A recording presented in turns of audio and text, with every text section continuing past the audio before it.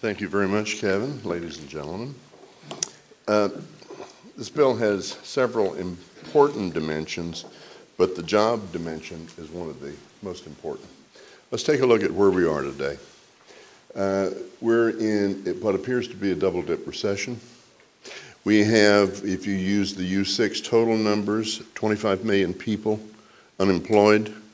If you use the regular numbers, we're at 9.1%, with something in the neighborhood of 15 million unemployed, and we don't seem to have a way out of this problem. Well, the solution ultimately is going to have to be, we're going to have to invent and innovate our way out of this problem. Now, the patent system is central to any country's innovation system, and innovation has now become central to our economy. We have a number of studies that have taken companies such as the S&P 500 and taken a look at the value of those companies. In other words, what constitutes the wealth of those companies over time. In 1975, something like 80% of the value of those corporations was their tangible assets, their land, their building, their machinery, their shipping capacity, and 20% was their intangible property. That is totally reversed.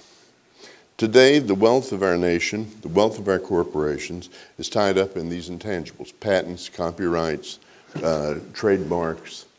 This is where the wealth is. And so the laws that govern the administration of that wealth, or the creation of that wealth, are in effect the nation's jobs and economic program. There are two ways to go about this.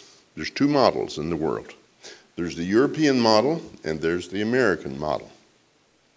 The European model is used by most other countries in the world.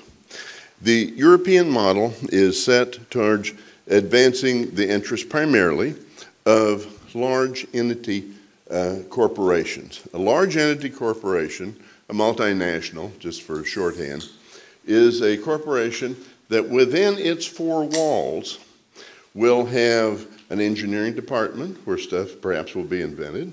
It will have finance, so the innovators do not have to go outside. They'll have a marketing department inside. They'll have an intellectual property committee that can work their way through the securing of patents. They will have the employees under non-disclosure agreements. And so that is one model of going about it. The American model is very different. It favors the individual inventor. It is a model in which the individual inventor has the right and the capacity to take time to develop their innovation, go talk to an outside attorney, deal with possible financiers, talk with potential customers, talk to other inventors to maybe see about getting it together, and at all the time, they're protected because the patent goes to the first person to invent. And we have 220 years of history on how to make that work. This bill is a radical change. This bill will Europeanize the American system.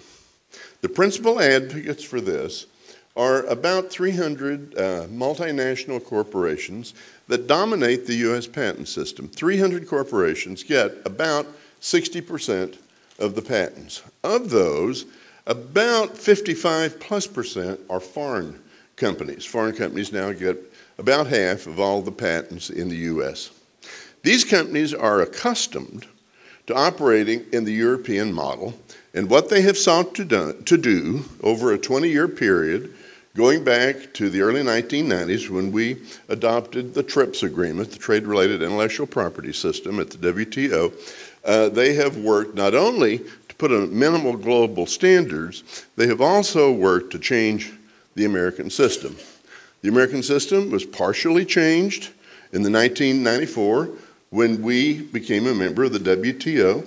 It was partially changed again, Europeanized, in 1999 with that act. And now what we're having is a request to shift to a first-to-file system, to adopt a prior rights system, to adopt a European post-grant system. In other words, to complete the Europeanization of the American patent system. What will this mean for jobs? We don't have to guess on this. We have very good data. Now, there's material out front, and I notice some of you have your computers. I'm a Mac guy, so now we have the iCloud, and you can go to a website, www.noownhr1249.org, noownhr1249.org, and all the tables I'm going to share with you here, they're here and they're out there. The first thing that we know from the Bureau of Economic Analysis in their report on multinational operations, it's dated April the 10th, they report that what has happened of the US-based multinationals in the past decade, they have shut down 2.9 million jobs here.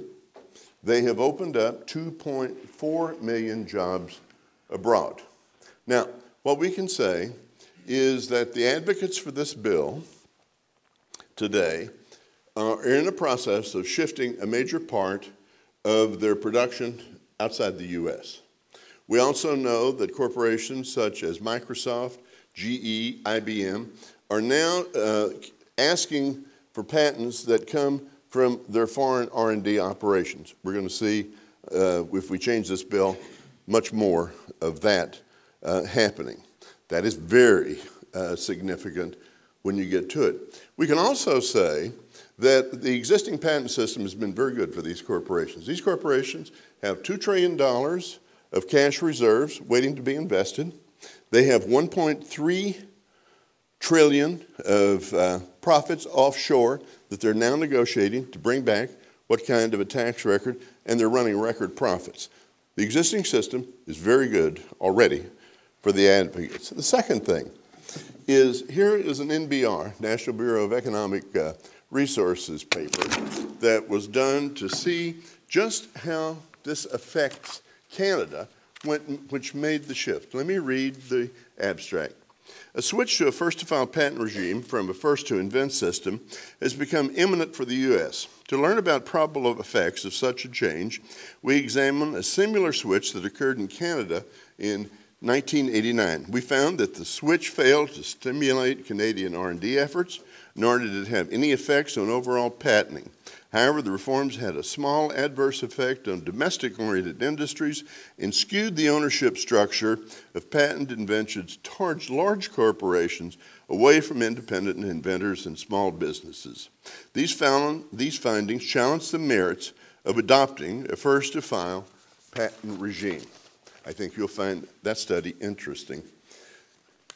The Kauffman Foundation has done a series of studies, and this is available both on the website and outside, taking a look at the question of who creates jobs in America. Jobs are created in America by small companies and companies that are 5 years and younger, startups. Their conclusion is as follows, and they have the data in the study here. The oft-quoted American sports slogan, "Winning isn't everything, it's the only thing," could well be attributed to the economic importance of firm formation and creating jobs. A relatively new data set from the U.S. government called Business Dynamic Statistics confirms that startups aren't everything when it comes to job growth, they're the only thing. Well, the key to much of this job growth and this startup is the inventor must have the patent so they can protect themselves from the predator. And finally, this is my own data. There's this table here that is outside. And let me relate what I dug out from the drill down statistics at the Patent Office, which has very good data, by the way.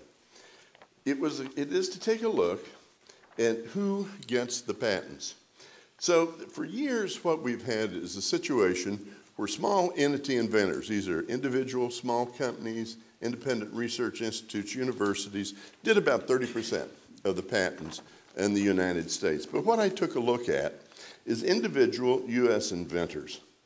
Before our first activity, our first tranche of Europeanizing our system before 1994, American individual inventors got about 13% of the inventions. These are the Steve Jobs. These are the guys like Ray Damadian who built entire industries. These are your garage guys. Last year, they got 5.6%. What is happening, if you adopt a European system, you're going to get European results. And under European results, small businesses and individual inventors are essentially out of the game. And if that happens, we lose our capacity to create jobs. We need to go back and redo this thing again. Thank you.